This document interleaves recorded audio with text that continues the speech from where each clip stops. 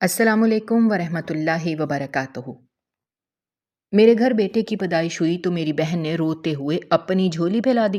وہ بھانج تھی، کہنے لگی تمہارے پاس تو پہلے بھی ایک بیٹا ہے، یہ دوسرا بیٹا مجھے دے دو۔ بہن کی محبت میں نے شوہر سے لڑ جھگڑ کر اپنا بیٹا بہن کی گود میں ڈال دیا۔ بہن میرے بچے کو لے کر دوسرے شہر شفٹ ہو گئے۔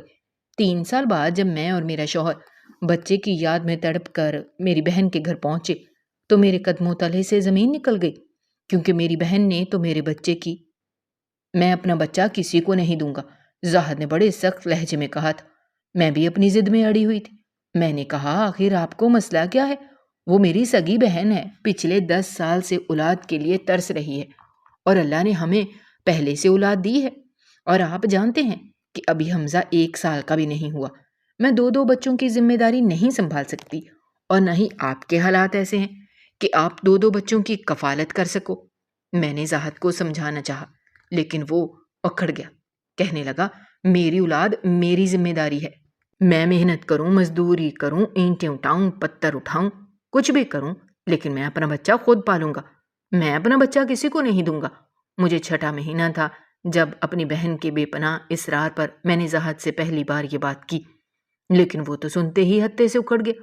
وہ کہنے لگا تمہارا دماغ تو خراب نہیں ہو گیا، میں اپنا بچہ کیوں دوں گا؟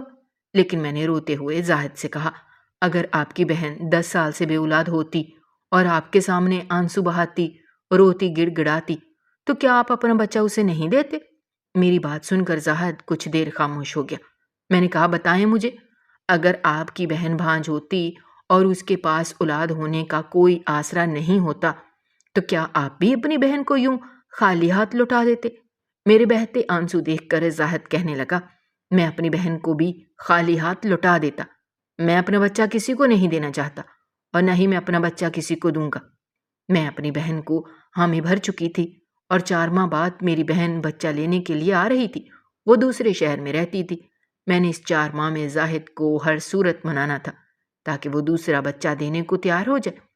زاہد یوں تو بہت محنتی ہے، لیکن ان کی آمدنی بہت زیادہ نہیں تھی۔ گھر اپنا تھا لیکن چھوٹا سا تھا، بس 1 کمرہ تھا، چھوٹا سا صحن، باورچی خانہ تھا، اور شادی کے فوراً بعد حمزہ کی پیدائش نے تو مجھے بوکھلا کے رکھ دیا تھا۔ گھر کا کام کرنے کے بعد میں سلائی کرتی تھی، پھر ہی گھر کا خرچہ چلتا تھا، لیکن حمزہ کے بعد تو جیسے سلائی کا وقت ہی نہیں ملتا تھا۔ حالانکہ مجھے کبھی بھی زاہد نے کام کرنے کے لیے نہیں کہا، جیسے تیسے بھی وہ گھر کا خرچہ پورا کر رہے تھے۔ لیکن حمزہ ابھی 8 ماہ کا ہی ہوا کہ میں دوبارہ سے پریگننٹ ہو گئی، لیکن میں ابھی نہیں چاہتی تھی کہ مجھے دوسرا بچہ ہو، کیونکہ میں جسمانی طور پر بہت کمزور تھی، یہاں تک کہ میں نے حمزہ کو بھی مدر فیڈ میں نہیں رکھا تھا۔ اس کے لیے ڈبے کا دودھ آتا تھا، اور ڈبے کے دودھ کی قیمت 2000 تھی، جو کہ صرف 8 دن چلتا تھا، اور زاہد وہ جیسے تیسے بھی لے کر آتا تھا۔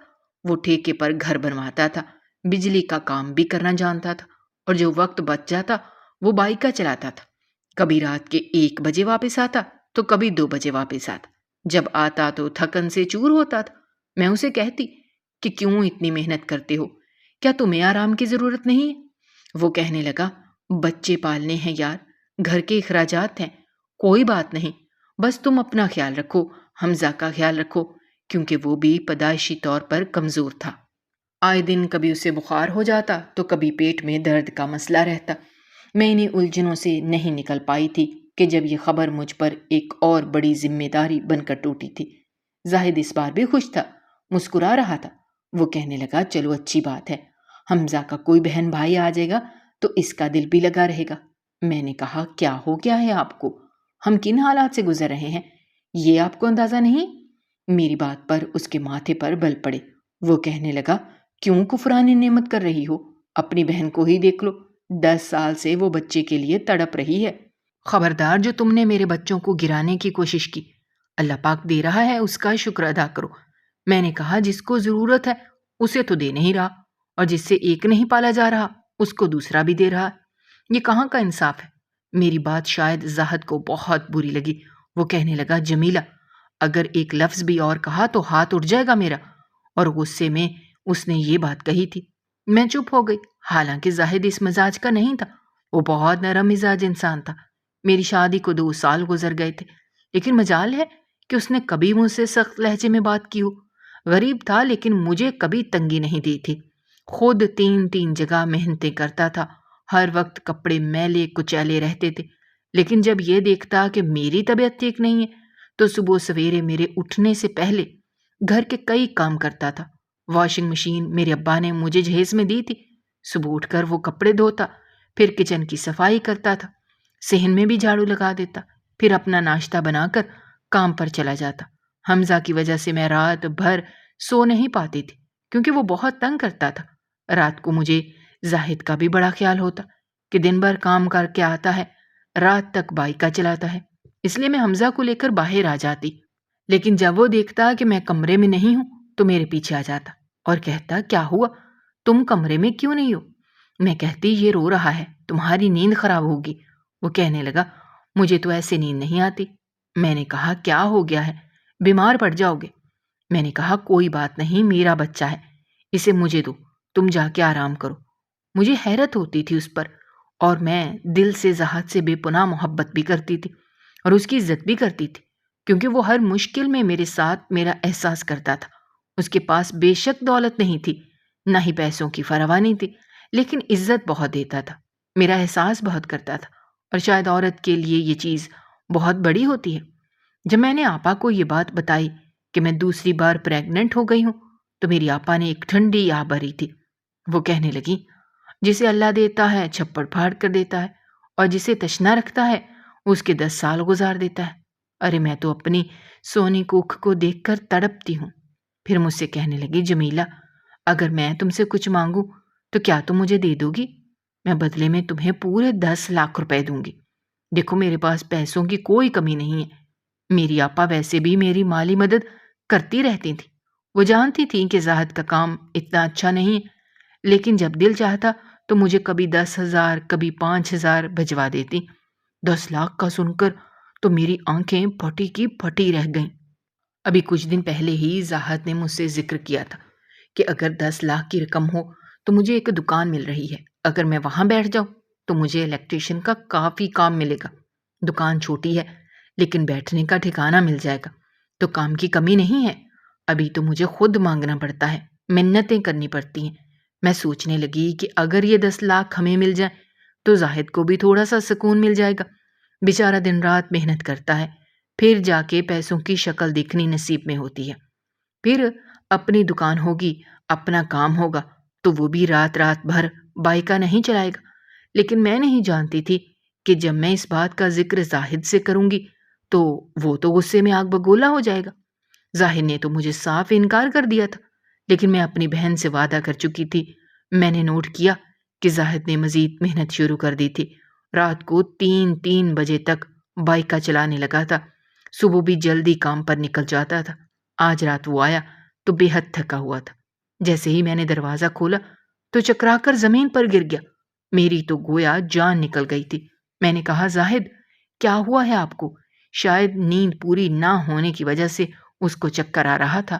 بڑی مشکل سے میں نے اس کو سنبھالا اور کمرے میں لے گئی۔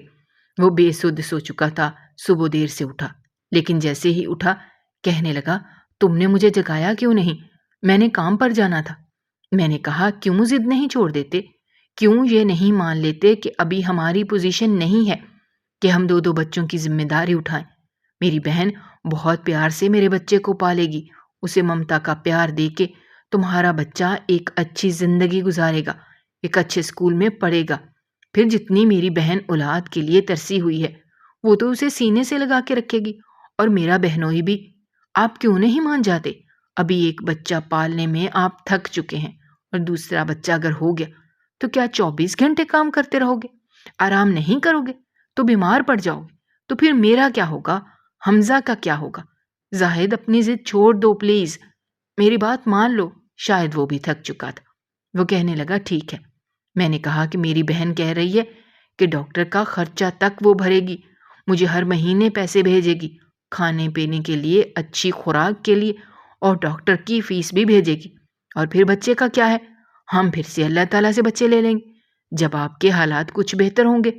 شاید زاہد سمجھ چکا تھا اس لیے مان گیا، لیکن یہی کہتا تھا کہ یار بہت دور چلا جائے گا، اور تم جانتی ہو کہ میں اس پوزیشن میں نہیں ہوں کہ بار بار لاہور جا کے اپنے بیٹے کی شکل دیکھوں۔ میں نے کہا آپا ہے نا، ٹکٹ کے پیسے دیں گی، آپ کیوں فکر کرتے ہیں؟ بہرحال میں نے زاہد کو منا لیا تھا۔ جیسے جیسے وقت گزر رہا تھا دل کو تو میرے بھی ہول پڑنے لگا تھا۔ ایک ماں کے لیے اس سے بڑی آزمائش شاید کوئی نہیں ہو سکتی کہ وہ اپنے جگر کا ٹکڑا کسی اور کے دامن میں ڈال دے۔ بے شک ثریا میری سگی بہن تھی اور میں یہ بھی جانتی تھی کہ وہ میرے بیٹے کو بہت اچھے طریقے سے پالے گی، لیکن پھر بھی میرا دل یہ سوچ کر ہول جاتا تھا۔ میں نے زاہد کو تو راضی کر لیا تھا، لیکن اپنی ممتا کا کیا کرتی؟ بچے 4 ہوں یا 6 ہوں یا 1 ہو، ماں کے لیے اس کا ہر بچہ اس کے جگر کا ٹکڑا ہوتا ہے۔ اسے خود سے جدا کرنا بہت مشکل ہوتا ہے۔ بہرحال 9 ماہ کا عرصہ بھی گزر گیا۔ میری آپا ڈیلیوری سے پہلے ہی میرے پاس آ چکی تھی اور ہاسپٹل وہی لے کر گئی تھی۔ میرے بہنوئی بھی آئے تھے، دونوں بہت خوش تھے۔ میرا دوسرا بیٹا بھی آپریشن سے ہوا تھا، سارا خرچہ میری بہن اور بہنوئی نے اٹھایا تھا۔ میں نے اس بار بھی بیٹے کو جنم دیا۔ میرا دل اس وقت زور سے دھڑکا جب میرا دوسرا بیٹا دنیا میں آتے ہی رونے لگا۔ دل کو عجیب سی بے چینی نے آ گھیرا تھا، پتہ نہیں نہ چاہتے ہوئے بھی میری آنکھوں سے آنسو بہنے لگے تھے۔ دل چاہا کہ اپنے لخت جگر کو سینے سے بھینچ لوں، اسے پیار کروں، اسے چوموں، لیکن اگر میں اسے سینے سے لگا لیتی تو شاید دے نہ پاتی۔ میں جب کمرے میں شفٹ ہوئی تو آپا نے ہی میرے بیٹے کو پکڑا ہوا تھا۔ بس ایک نظر میں نے ڈالی تھی، ہو بہو میری شکل کا تھا۔ زاہد بھی وہاں موجود تھا اور حمزہ بھی، اور زاہد بڑی ترسی ہوئی نظروں سے اپنے بیٹے کو دیکھ رہا تھا، ساتھ مجھے شکوہ کنہ نظروں سے۔ لیکن بہرحال ہم زبان دے چکے تھے۔ میں تو اس کیفیت سے گزر رہی تھی کہ زاہد کے سامنے اپنا دل بھی ہلکا نہیں کر سکتی تھی، رو بھی نہیں سکتی تھی۔ بڑا دل چاہا کہ آپا سے کہوں، آپا مجھے دو، میں ایک بار اسے سینے سے لگا لوں، ایک بار اپنی ممتا کو تسکین پہنچا لوں، لیکن چاہ کر بھی میں کہہ نہیں پائی۔ لیکن شاید زاہد سے برداشت نہیں ہوا۔ وہ کہنے لگا، آپا کچھ دیر کے لیے اسے مجھے پکڑا دیں۔ وہ کہنے لگی، ہاں ہاں کیوں نہیں، لو پکڑ لو۔ انہوں نے فوراً سے زاہد کو بچہ پکڑا دیا۔ زاہد نے جو سینے سے لگایا، میں نے آج تک برے سے برے حالات میں بھی زاہد کی آنکھوں میں آنسو نہیں دیکھے تھے۔ بہت صبر سے کام لیتا تھا، بہت صبر والا مرد تھا، لیکن اپنے بچے کو سینے سے بھینچ کر میں نے اسے آنسو بہاتے ہوئے دیکھا تھا۔ وہ بے تحاشا اسے چوم رہا تھا، پیار کر رہا تھا، لیکن میں چاہ کر بھی یہ نہیں کر پائی۔ میرا دل اس وقت خون کے آنسو رو رہا تھا۔ دل چاہا کہ آپا سے کہہ دوں، مجھے نہیں دینا اپنا بچہ، یہ میرا ہے۔ 9 ماہ میں نے اپنے بچے کو اپنے وجود میں محسوس کیا ہے۔ میری سانس اس نے سانس لیا ہے، میری خوراک سے اس نے کھایا پیا ہے، میرے ہر احساس سے وہ واقف ہے۔ میں کیوں دے دوں؟ لیکن کہہ نہیں پائی۔ آپا اسے فیڈر پلا رہی تھی اور بار بار چوم رہی تھی، لیکن میں اپنا دل پتھر کرنے کی کوشش کر رہی تھی۔ جیسے ہی میں ہاسپٹل سے گھر آئی تو میں نے آپا سے کہا، آپ اسے لے جائیں ورنہ شاید میں دے نہ پاؤں۔ میری کیفیت کو سمجھتے ہوئے آپا نے اگلے روز ہی جہاز کی ٹکٹ کروا لی، مجھے 10 لاکھ کی رقم بھی دے دی۔ میں نے زاہد کو ابھی تک یہ نہیں بتایا تھا کہ بچے کے بدلے آپا مجھے 10 لاکھ دے رہی ہیں۔ جب آپا واپس چلی گئیں تب میں نے وہ 10 لاکھ زاہد کے ہاتھ پر رکھے تھے۔ وہ بڑی حیرت سے مجھے دیکھنے لگا۔ وہ کہنے لگا، اتنی بڑی رقم تمہارے پاس کہاں سے آئی؟ میں نے کہا، زاہد یہ آپا نے دیے ہیں، ان پیسوں سے تم کل دکان خرید لو تاکہ تمہارے لیے بھی آسانی ہو جائے۔ زاہد نے کہا، آپا نے اتنی بڑی رقم کیوں دی ہے؟ میں نے کہا، اس لیے کہ ہم نے انہیں بیٹا دیا ہے۔ ایک زوردار تھپڑ تھا جو زاہد نے میرے منہ پر مارا۔ وہ کہنے لگا، تمہیں شرم نہیں آئی اپنی اولاد کا سودا کرتے ہوئے؟ جمیلہ یہ تم نے کیا کیا؟ میں گمسم سی اسے دیکھ رہی تھی۔ وہ کہنے لگا، میں سوچ بھی نہیں سکتا تھا تم نے بیٹے کی سودا 10 لاکھ کی رقم میں کیا۔ تمہیں لگتا ہے اولاد کی قیمت ہوتی ہے؟ میں نے کہا، اولاد کی کوئی قیمت نہیں ہوتی۔ آپا کو ہمارے حالات کا پتہ ہے، اور پھر ہم نے انہیں اپنے جگر کا ٹکڑا دیا ہے۔ 10 لاکھ دیکھ کر انہوں نے ہم پر کوئی احسان نہیں کیا۔ پلیز اسے رکھ لو، میں نہیں چاہتی کہ تم پریشان رہو اور تھکے تھکے رہو، اتنی محنت کرتے ہو۔ وہ کہنے لگا، یہ رکھو، واپس کر دو، مجھے نہیں چاہیے۔ میں نے کہا، زاہد تمہیں میری قسم، تم یہ پیسے واپس نہیں کرو گے، اس سے وہ دکان خرید لو تاکہ تم بیٹھ کر کام کر سکو۔ اس بار بھی میں نے زاہد سے بات منوا لی تھی۔ زاہد نے دکان خرید لی اور اس کا کام بھی اچھا چلنے لگا۔ اب وہ 10 بجے گھر آ جاتا اور آ کر حمزہ کو پکڑ کر پیار کرنے لگتا۔ ہمارے حالات اب پہلے سے بہتر ہونے لگے تھے۔ حمزہ 2 سال کا ہو گیا تھا، لیکن اس 2 سال میں نے آپا سے بڑی بار کہا کہ میرے چھوٹے منع سے بات کروائیں۔ آپا نے اس کا نام اسد رکھا تھا، لیکن پتہ نہیں کیوں آپا میری اس سے بات نہیں کرواتی تھی۔ جب میں کہتی میری اسد سے بات کروائیں تو وہ بات ٹال جاتی۔ کبھی کہتی ابھی سویا ہے، تو کبھی کہتی وہ کھلونے سے کھیل رہا ہے، یا کبھی کہتی اپنے بابا کے ساتھ باہر گیا ہے۔ میں اپنے بیٹے کی آواز سننے کو بھی ترسنے لگی تھی۔ ایک بار مجھ سے زاہد کہنے لگا، حمزہ اب 3 سال کا ہو چکا ہے، ہمیں چاہیے کہ ہم اولاد لیں، کیونکہ اب میرا کوئی کام کافی اچھا ہو چکا ہے۔ میں بھی یہی چاہتی تھی کہ مجھے اللہ پاک ایک اور بچہ دے دے، لیکن اس بار مجھے بچہ نہیں ہو رہا تھا۔ بڑی کوشش کی، ڈاکٹر کو بھی چیک اپ کروایا، لیکن جب ڈاکٹر نے میرے ٹیسٹ کروائے تو پتہ چلا کہ میری دوسری ڈلیوری میں کچھ ایسی پیچیدگیاں ہو گئی تھیں کہ اب میں دوبارہ ماں نہیں بن سکتی تھی۔ یہ سن کر زاہد کا چہرہ مرجھا گیا تھا اور وہ پھر سے مجھے بولنے لگا۔ وہ کہنے لگا، میں نے تم سے کہا تھا نا، مت دو اپنا بچہ۔ اللہ تعالیٰ کو تمہاری یہ بات پسند نہیں آئی، تم نے ناشکری کی تھی۔ تم نے یہ کہا تھا کہ جس کے حالات نہیں ہوتے اسے اللہ پاک اولاد دے دیتا ہے، اور جس کے حالات اچھے ہوتے ہیں جو ترستا ہے اسے نہیں دیتے۔ اتنے بڑے بڑے جملے نہیں بولنے چاہیے تھے جمیلہ۔ اور میں یوں تھی کہ روئے جا رہی تھی، دل تڑپ رہا تھا اسد کو دیکھنے کے لیے۔ حالانکہ اب میں آپا سے اسد واپس نہیں لے سکتی تھی، لیکن اسے دیکھ تو سکتی تھی، اسے سینے سے لگا کر اپنے دل میں ممتا کی پیاس بجھا تو سکتی تھی۔ مجھے تو لگتا تھا کہ ایک ہی بچہ ممتا کو تسکین دینے کے لیے کافی ہوتا ہے، لیکن میں غلط تھی۔ ماں کے جتنے بھی بچے ہوں، ماں کی تڑپ ہر بچے کے لیے الگ ہوتی ہے، ہر بچے کے لیے فکر الگ ہوتی ہے، ہر بچے کو سینے سے لگا کر ایک الگ سکون ملتا ہے۔ یہ قانون قدرت کی بات تھی جو مجھے اب سمجھ میں آ رہا تھا، لیکن تب جب میرے ہاتھ میں بس ایک ہی بچہ تھا اور وہ تھا حمزہ، میں اللہ سے اپنے کیے ہوئے گناہ کی بہت معافی مانگتی، روتی گڑ گڑاتی۔ لیکن ایک بار جو کچھ میرے ساتھ ہوا، میں بہت بری طرح سے ڈر گئی تھی۔ میں سو رہی تھی جب مجھے لگا کہ کوئی 2 سال کا بچہ آنسوؤں سے رو رہا ہے، بلک بلک کر رو رہا ہے اور کہہ رہا ہے، اماں اماں مجھے اپنے پاس بلا لو، اماں مجھے آپ کے پاس آنا ہے۔ اور مجھے لگا کہ میرا دل پھٹ جائے گا۔ میں ہڑبڑا کر اٹھ بیٹھی۔ میرے منہ سے بے اختیار اسد نکلا تھا۔ کیوں نکلا تھا یہ میں نہیں جانتی تھی، لیکن میں بے چین ہو گئی۔ میرے یوں پکارنے پر اور اٹھنے پر زاہد کی بھی آنکھ کھل گئی تھی۔ وہ کہنے لگا، تمہیں کیا ہوا ہے؟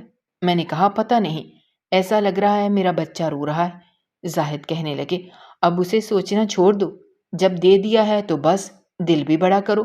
تم اس کے بارے میں بہت زیادہ سوچنے لگی ہو، اس لیے تمہیں ایسے خواب آ رہے ہیں۔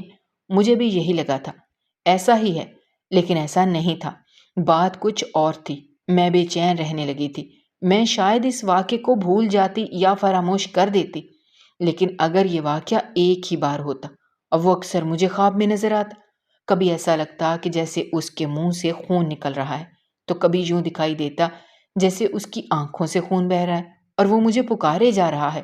میری بے چینی کا یہ عالم تھا کہ میری راتیں کی نیندیں اڑ کے رہ گئی تھی۔ اب تو میں نے آپا سے ضد کرنی شروع کر دی تھی کہ وہ میری اسد سے بات کروائیں۔ آپا ابھی بھی ٹال مٹول کر رہی تھی۔ ایک بار تو میں بھڑک اٹھی۔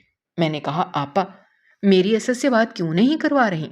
وہ کہنے لگی، مجھے لگتا ہے کہ تم اسد سے بات کرو گی تو تمہارے دل میں ممتا کا جذبہ جاگ اٹھے گا، کہیں تم اپنا بچہ مجھ سے مانگ ہی نہ لو۔ میں نے کہا، آپا ایسی کوئی بات نہیں ہے، پلیز میری اسد سے بات کروائیں۔ جیسے ہی آپا نے اس کے کان سے فون لگایا تو میری آنکھوں سے آنسو بہنے لگے۔ وہ ابھی بھی اماں اماں کہہ کر پکار رہا تھا، رو رہا تھا۔ میں اسے بس اسد ہی کہہ پائی اور کہنے کو کچھ نہیں تھا۔ آپا نے بس چند سیکنڈ ہی مجھے اس کی آواز سنائی۔ میں نے کہا، یہ رو کیوں رہا ہے؟ کیا ہوا ہی اسے؟ وہ کہنے لگے، کچھ نہیں، ذرا بیمار ہے۔ میں نے کہا، بیمار کیسے پڑ گیا؟ آپ نے اسے ڈاکٹر کو نہیں دکھایا؟ وہ کہنے لگی، تمہیں کیا ہو گیا؟ اپنی جان سے بڑھ کر میں اس کا خیال رکھتی ہوں، لیکن میں جانتی تھی کہ تم مجھ پر ہی الزام لگاؤ گی۔ پھر جب آپا نے فون بند کر دیا، میں اپنے دل کو سنبھال نہیں پا رہی تھی، اس لیے میں نے زاہد سے کہا، مجھے اپنے بیٹے سے ملنے کے لیے لاہور جانا ہے۔ مجھ سے زیادہ تو وہ بے چین تھا، اس لیے کہنے لگا، ہاں چلتے ہیں۔ میں نے کہا، لیکن ہم آپا کو نہیں بتائیں گے کہ ہم لاہور آ رہے ہیں، مجھے بس اچانک جانا ہے۔ یہ سن کر زاہد مجھے دیکھنے لگا۔ وہ کہنے لگا کیا بات ہے، سب خیریت تو ہے نا؟ کہیں ان کا رویہ میرے بیٹے کے ساتھ؟ یہ کہہ کر وہ چپ ہو گیا۔ میں نے کہا نہیں نہیں، ایسی کوئی بات نہیں، بس میں انہیں سرپرائز دینا چاہتی ہوں۔ میں جانتی تھی کہ اگر میں نے آپا کو بتایا کہ میں لاہور آنا چاہتی ہوں تو وہ مجھے منع کر دیں گی، انکار کر دیں گی، لیکن مجھے ہر صورت اسد کو دیکھنا تھا۔ کچھ دن بعد ہی زاہد لاہور کی ٹکٹیں لے آیا۔ پورا سفر میرا بے چینی میں گزرا تھا۔ لاہور اترے تو میں نے سیدھا آپا کے گھر کا راستہ طے کیا، لیکن جیسے ہی دروازے تک پہنچے تو اندر سے عجیب و غریب سی آوازیں آ رہی تھیں۔ ہم جب پہنچے تو رات کا وقت تھا، تقریباً رات کے 12 بجے کا۔ جیسے ہی میں نے دروازہ کھٹکھٹایا تو اندر سے دھوئیں کی بو آ رہی تھی۔ بڑے تلخ لہجے میں آپا کی آواز آئی، کون ہے اس وقت؟ میں نے کہا آپا میں ہوں، دروازہ کھولیں۔ میری آواز سن کر اندر جیسے سب گمسم ہوئے تھے، لیکن دروازہ نہیں کھلا۔ میں نے کہا آپا دروازہ کھولیں، ہم اتنی دور سے اتنا لمبا سفر طے کر کے آئے ہیں۔ کچھ دیر بعد دروازہ کھلا تو پورے صحن میں دھواں ہی دھواں تھا۔ میں نے کہا اتنا دھواں کیوں ہو رہا ہے؟ وہ کہنے لگی کچھ نہیں۔ میں اندر آ گئی۔ میں نے دیکھا کہ آپا کی رنگت اڑی ہوئی تھی۔ میں نے پوچھا اسد کہاں ہے؟ وہ کہنے لگی آتے ہی تمہیں اسد کی پڑ گئی، بیٹھو آرام کرو، بتاتی ہوں وہ کہاں ہے۔ لیکن مجھے کہاں چین تھا۔ میں نے سامان صحن میں رکھا اور آپا کے سب کمروں کو دیکھنے لگی، لیکن مجھے کہیں بھی اسد نظر نہیں آیا، نہ ہی میرے بہنوئی گھر پر تھے۔ میں نے کہا آپا اسد کہاں ہے؟ وہ کہنے لگی اس کی طبیعت ٹھیک نہیں تھی، امتیاز اسے ہاسپٹل لے کر گئے ہیں، لیکن صبح تک آ جائے گا۔ میں نے کہا میرا بچہ ہاسپٹل میں ہے اور آپ گھر پر کیا کر رہی ہیں؟ آپ ہاسپٹل کیوں نہیں گئی؟ وہ کہنے لگی میری اپنی طبیعت ٹھیک نہیں تھی، ورنہ تم جانتی ہو کہ میں اس سے کتنی محبت کرتی ہوں۔ پتہ نہیں کیوں مجھے لگ رہا ہے جیسے میری بہن جھوٹ بول رہی ہے، بات کچھ اور ہے۔ میں نے کہا کہ آپ مجھے بتائیں وہ کس ہاسپٹل میں ہے، میں بھی زاہد کے ساتھ جاتی ہوں۔ وہ مجھ سے کہنے لگی تمہیں کیا سمجھ نہیں آ رہی؟ ابھی امتیاز آ جائے گا۔ وہ کہنے لگی تم لوگ منہ ہاتھ دھو لو، فریش ہو، میں تم لوگوں کو کھانا دیتی ہوں۔ میں نے کہا مجھے کچھ نہیں کھانا، مجھے اپنے بچے سے ملنا ہے اور ہر صورت ملنا ہے۔ اب تو زاہد بھی پریشان تھا۔ وہ کہنے لگا آپا آپ کیا چھپانے کی کوشش کر رہی ہیں؟ بتا کیوں نہیں دیتی وہ کس ہاسپٹل میں ہے؟ ہمیں نہ بھوک ہے اور نہ ہی ہمیں کھانے کی ضرورت ہے، بس آپ بتائیں کہ امتیاز بھائی اسے کس ہاسپٹل لے کر گئے ہیں، ہم دونوں اپنے بچے سے مل کر آتے ہیں، وہاں سے آ کر ہی کچھ کھائیں گے۔ لیکن اس بات پر آپا چپ ہو گئیں، کوئی جواب ہی نہیں دے رہی تھی۔ میں نے کہا اب آپا آپ چپ کیوں ہیں؟ لیکن وہ یوں تھی جیسے پتھر کی ہو گئی ہوں، کسی بات کا کوئی جواب ہی نہیں دے رہی تھی۔ کچھ دیر بعد باہر کا دروازہ کھٹکا، میرا دل بھی بڑا بے چین ہوا تھا۔ تیز قدموں سے چل کر زاہد نے دروازہ کھولا، سامنے ہی امتیاز بھائی کھڑے تھے۔ ہمیں دیکھ کر ان کی بھی رنگت اڑی ہوئی تھی، لیکن ان کے ہاتھ خالی تھے۔ میں نے کہا امتیاز بھائی اسد کہاں ہے؟ انہوں نے بھی کوئی جواب نہیں دیا اور اندر آ گئے۔ وہ کہنے لگے اپنی بہن سے پوچھو۔ آپا رونے لگی، میرا تو دل یوں تھا جیسے پھٹ جائے گا۔ میں نے کہا کہاں ہے میرا بچہ؟ وہ کہنے لگی کہ وہ مر گیا۔ یہ سن کر مجھے لگا جیسے میرا دماغ پھٹ جائے گا۔ میں نے کہا آپ ہوش میں تو ہیں، اب کیا کہہ رہی ہیں؟ وہ کہنے لگی میں سچ کہہ رہی ہوں۔ پھر رونے لگی، لیکن میں گمسم ہو گئی تھی، میں وہیں بے ہوش ہو کر گر گئی۔ جب مجھے ہوش آیا تب میں نے دیکھا کہ میری آپا رو رو کر اپنے جرم کا اعتراف کر رہی تھی۔ میرا بیٹا مرا نہیں تھا، بلکہ میری آپا نے اسے مار ڈالا تھا، کیونکہ اسے اپنی اولاد چاہیے تھی اور کسی عامل کے کہنے پر اس نے میرا بچہ لیا تھا۔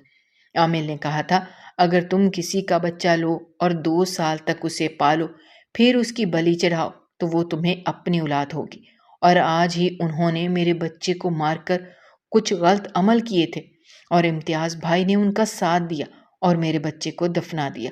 میں پھوٹ پھوٹ کر رو رہی تھی۔ زاہد مجھے غصے اور نفرت سے دیکھ رہا تھا۔ وہ کہنے لگا میں نے تمہیں کہا تھا نا میرا بچہ کسی کو نہ دو، تم نے میرا بچہ اپنی بہن کو دے دیا جسے صرف اپنی اولاد سے غرض تھا۔ اس نے میرے بیٹے کو اپنی خاطر قربان کر دیا اور اللہ نے تم سے مزید بچہ پیدا کرنے کی صلاحیت کو بھی ختم کر دیا۔ میرا جی چاہ رہا تمہیں طلاق دے دوں، تمہیں چھوڑ دوں۔ اگر مجھے اپنے بیٹے حمزہ کا خیال نہ ہوتا تو میں تمہیں چھوڑ دیتا۔ وہ کہنے لگا میں دکان بھی بیچ دوں گا، ان کے 10 لاکھ ان کے منہ پر ماروں گا، مجھے ان کے پیسوں کی ضرورت نہیں۔ میں روتے دھوتے واپس کراچی آئی تھی اور اس بات کو 5 سال گزر گئے۔ میں روز روتی ہوں، اللہ کے حضور معافیاں مانگتی ہوں کہ وہ میرے اس گناہ کو معاف کر دے۔ اپنی اولاد کا درد اپنا ہی ہوتا ہے، ضروری نہیں کہ بچہ لینے والا اسے ماں بن کر ہی پالے، لیکن یہ بھی ضروری نہیں کہ ہر بار ویسا ہی ہو جیسا کہ میری بہن نے کیا۔ لیکن پھر بھی آپ لوگوں سے بنتی ہے کہ اپنے بچوں کو کبھی بھی بوجھ مت سمجھیں۔ اگر اللہ نے آپ کو یہ نعمت دی ہے تو خوشی خوشی سے قبول کریں اور خود پالیں۔ کچھ عرصے بعد ہی پتہ چلا کہ آپا امید سے ہو گئی ہیں، لیکن مجھے اپنی آپا کی اس خوشی میں کوئی خوشی نہیں تھی۔ خدا کی کرنی یہ ہوئی کہ ان کے گھر بھی بیٹا پیدا ہوا، لیکن ٹھیک 2 سال بعد وہ بھی مر گیا اور پھر وہ دھاڑے مار مار کر رو رہی تھیں، مجھ سے معافی مانگ رہی تھیں کہ مجھے معاف کر دو، میں نے تمہارا دل دکھایا۔ میں نے کہا میں آپ کو کبھی بھی معاف نہیں کروں گی، آپ نے میرے بچے کا قتل کیا ہے اور آپ اس کی سزا ضرور بھگتیں گی، دنیا میں بھی اور آخرت میں بھی۔ میں اپنے ساتھ کیے گئے ظلم کو تو شاید بھول بھی جاتی، لیکن آپ نے میرے بچے کو مارا ہے، میں آپ کو کبھی بھی معاف نہیں کروں گی۔ میری بہن رو رہی تھی، لیکن مجھے اس بار اس پر ترس نہیں آیا اور میں سوچ رہی تھی کاش میں اس وقت بھی ترس نہ کھاتی اور اپنے اسد کو اپنے سینے سے لگا کر رکھتی، کیونکہ اللہ نے یہ نعمت مجھے دی تھی، مجھے اس نعمت کی قدر کرنی چاہیے تھی۔ ناظرین، اس کہانی کے بارے میں آپ کی کیا